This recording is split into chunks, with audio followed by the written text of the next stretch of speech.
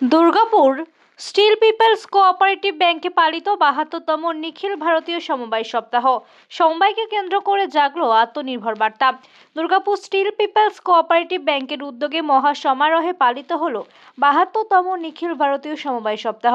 Bardhaman Shri cooperative development সমিতির আয়োজনে দিনটি যথাযোগ্য মর্যাদায় পালিত হয়। অনুষ্ঠানের সূচনা হয় প্রদীপ প্রজ্বলনের মাধ্যমে। উপস্থিত ছিলেন এডিডিও চেয়ারম্যান কবি দত্ত, পৌর প্রশাসক মণ্ডলীর chairperson Anindita Mukhopadhyay, vice chairman Dharmendra Yadav, জেলা মহিলা তৃণমূল সভানেত্রী অসীমা চক্রবর্তী, প্রাক্তন পৌরমাতা ধৃতি ব্যানার্জি, জালান রীনা চৌধুরী সহ একাধিক বিশিষ্ট ব্যক্তিরা। সমবায় উন্নয়ন আত্মনির্ভর ভারত গড়ার অন্যতম একটি স্তম্ভ। সমবায়ের অগ্রযাত্রা আরও গতিময় হোক এই শুভ কামনা জানাই সকলকে।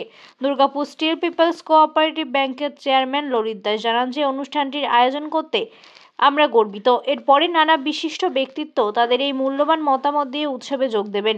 সমবায় সপ্তাহের এই উদযাপন শুধুমাত্র অনুষ্ঠান নয়, এটি মানুষের হাতে ক্ষমতায়ন, স্বনির্ভর পথে এগিয়ে চলার এবং সামাজিক ঐক্যের বার্তা বহন করে। দুর্গাপুরের এই আয়োজন সমবায় আন্দোলনকে আরও শক্তিশালী করল বলেই মনে করছে উপস্থিত সকলে।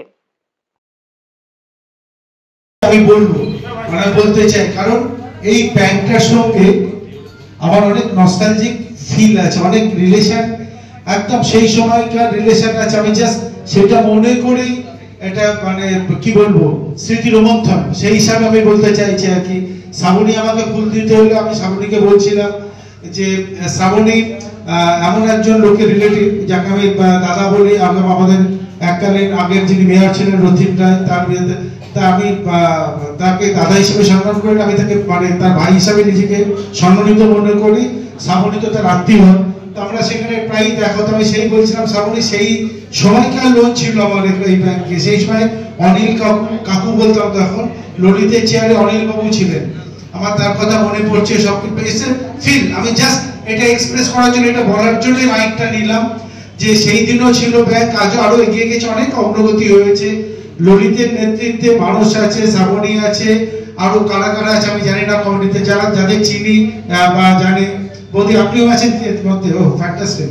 তো এত ভালো ভালো লোকজন আছে। আমি ভেরি কনফিডেন্ট যে এই ব্যাংক, আজকে তো একটা বিশেষ সপ্তাহ, বিশেষ দিন, আমি কনফিডেন্টলি বলতে পারি এই লিডারশিপ এই ব্যাংকটাকে আরো সুদৃঢ় ভাবে আরো অনেক বেশি এগিয়ে নিয়ে যাবে। ভেরি কনফিডেন্ট, কারণ এই যাদের কথা বললাম আমি, এদেরকে আমি চিনি ব্যক্তিগতভাবে, এদের উপর আমি মানে বাজি ধরতে পারি, সেই জন্য আমি কথাটা বললাম। থ্যাংক ইউ দিদি। তুইও কি আছিস এর মধ্যে? তুইও না? হ্যাঁ, আচ্ছা, ও আচ্ছা, তোর একমাত্র বল আছে। আচ্ছা, ঠিক আছে, তাহলে আরো ভালো, ঠিক আছে, চলো।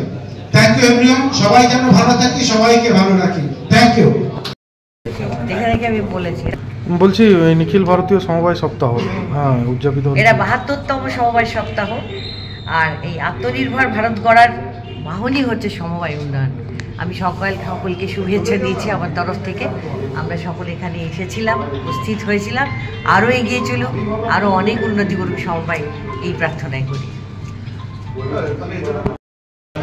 বলছি কতদিন চলবে এটা? আজকেই কি শেষ? না, আজকে শেষ না, এটা 14 থেকে 20 তারিখ, 7 দিন ধরে এটা সমবায় সপ্তাহ পালিত হচ্ছে সারা ভারতবর্ষ জুড়ে। এবার এটা বর্ধমান 3 সমবায় ইউনিয়ন প্রোগ্রামটা আমাদের এই জেলায় এটা পরিচালনা করছে, এবং আজকের দিনের অনুষ্ঠানটা 15 তারিখে এটা আমরা Bardhaman steel peoples cooperative bank, আমাদেরকে ওরা দায়িত্ব দিয়েছে প্রোগ্রামটা করার, সেই জন্য আজকে আমাদের এখানে প্রোগ্রামটা হচ্ছে। এবার একটু পরেই আমাদের সমবায় মন্ত্রী মাননীয় প্রদীপ মজুমদার স্যারও আসবেন।